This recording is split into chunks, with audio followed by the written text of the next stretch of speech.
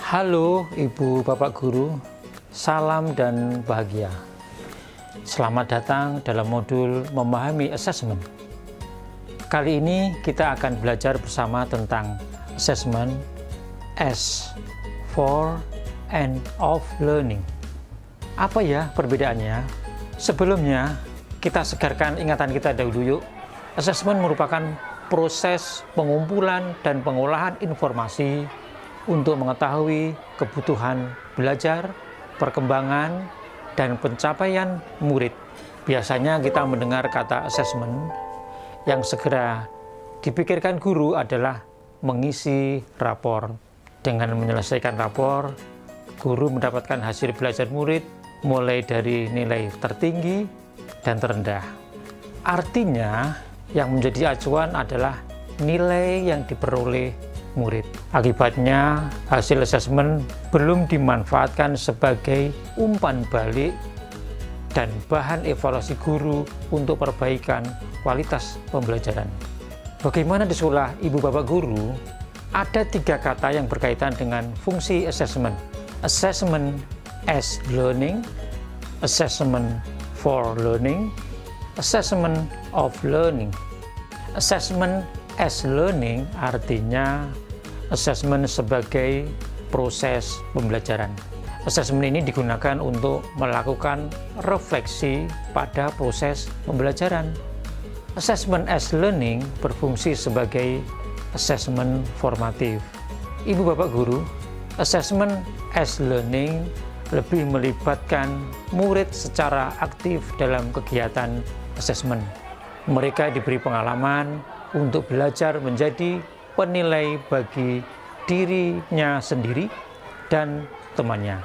Penilaian diri atau self-assessment dan penilaian antar teman merupakan contoh assessment as learning. Apakah Ibu Bapak Guru juga menerapkannya di sekolah? Dalam assessment as learning, murid dilibatkan dalam merumuskan prosedur, kriteria, maupun rubrik atau pedoman assessment. Sehingga mereka tahu apa yang harus dilakukan agar memperoleh capaian pembelajaran yang maksimal. Assessment diri dan assessment antar teman juga berfungsi sebagai bahan refleksi diri. Ibu Bapak Guru dapat menggunakannya sebagai data atau informasi untuk mengonfirmasi capaian hasil belajar murid. Sekarang kita ulas kembali ya Ibu Bapak Guru, bagaimana assessment ini digunakan berdasarkan fungsinya. Secara garis besar kita mengenal fungsi assessment formatif dan assessment sumatif. Kita mulai dengan fungsi assessment formatif, yaitu mendiagnosis kemampuan awal dan kebutuhan belajar murid. Umpan balik bagi guru dan murid untuk memperbaiki proses pembelajaran agar menjadi lebih bermakna. Mendiagnosis pemahaman murid dalam aktivitas pembelajaran di kelas. Memacu perubahan suasana kelas untuk meningkatkan motivasi belajar murid dengan program-program pembelajaran yang positif, suportif, dan bermakna. Berikutnya adalah assessment for learning atau assessment untuk proses pembelajaran. Assessment ini digunakan untuk perbaikan proses pembelajaran. Assessment for learning juga berfungsi sebagai assessment formatif. Assessment as dan for learning ini berfungsi sebagai assessment formatif karena berorientasi pada proses pembelajaran agar murid mendapatkan umpan balik dari guru dalam melakukan perbaikan. Pada saat yang sama, guru juga mendapatkan umpan balik untuk memperbaiki cara mengajar atau memfasilitasi pembelajaran. Yang terakhir adalah assessment of learning atau assessment pada akhir proses pembelajaran. Assessment ini digunakan untuk evaluasi pada akhir proses pembelajaran. Assessment of learning ini berfungsi sebagai assessment sumatif.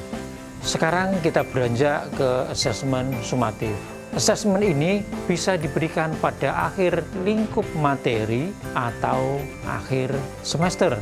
Fungsi asesmen sumatif ini adalah mengetahui pencapaian hasil belajar murid pada periode tertentu, mendapatkan nilai capaian hasil belajar untuk dibandingkan dengan kriteria capaian yang telah ditetapkan, umpan balik untuk merancang perbaikan proses pembelajaran berikutnya, melihat kekuatan dan kelemahan belajar pada murid. Teknik apa yang bisa digunakan? Pilihannya bisa bervariasi seperti berikut: praktik, produk, proyek, maupun tes tertulis. Bagaimana dengan dokumentasinya? Ibu bapak bisa memilih produk hasil belajar atau karya murid yang dikumpulkan sebagai portofolio, rubrik, atau nilai berupa angka. Yongki, komik buatanmu sangat kreatif. Penjelasannya pun mudah dipahami. Akan lebih baik jika beberapa gambar dilengkapi juga dengan penjelasan. Pasti kamu mengerjakannya dengan sungguh-sungguh ya. Selamat ya. Terima kasih, Pak. Saya masukkan karya ini dalam map portofolio saya ya. Ibu bapak guru, sebagai catatan, satuan pendidikan dapat melakukan asesmen sumatif pada akhir semester jika satuan pendidikan merasa perlu mengkonfirmasi hasil sumatif akhir lingkup materi untuk mendapatkan data yang lebih lengkap. Jadi, asesmen sumatif pada akhir semester merupakan pilihan.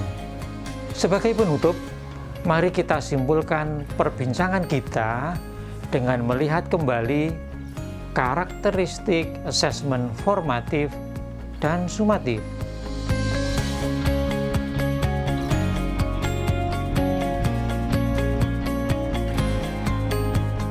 Jadi, jika didesain dan diberikan dengan tepat, baik asesmen sumatif dan formatif dapat menjadi umpan balik bagi guru dan sekolah untuk mengevaluasi efektivitas program pembelajaran.